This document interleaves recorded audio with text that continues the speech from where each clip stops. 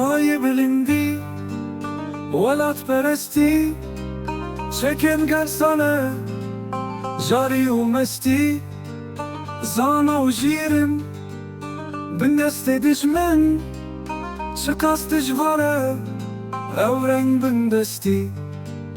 دستان و مالن داکبن میدان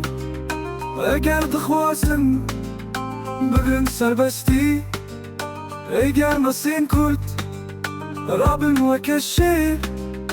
جخوار باویشم خواری و سستی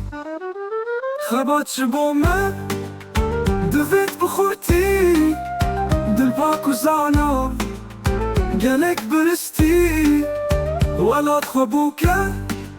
خوینا مقلن ناخی برسینگه بوکه نخواستی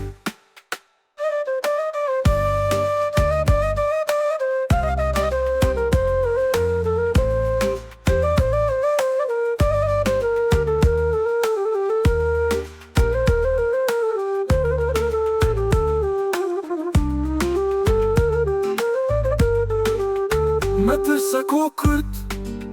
در پاش دمایه کسی ندی گشت به چرم و هستی کوناخ به کوناخ دچی سرچیه راست دویره گلک دوستی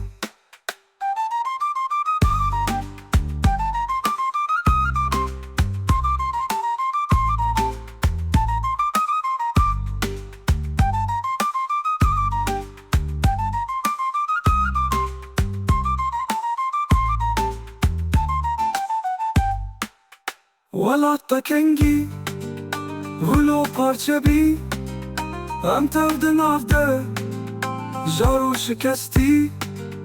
جگر خوینی رو گل پرشیاره بس متسه کرگی ها هستی